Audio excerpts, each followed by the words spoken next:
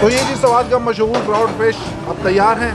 ये माशाल्लाह हमारे शेफ साहब ने टिक्का भी बनाया इसका और साथ में ग्रिल भी किया है।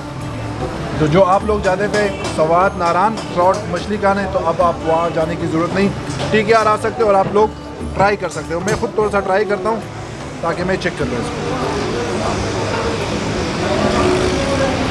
वाह,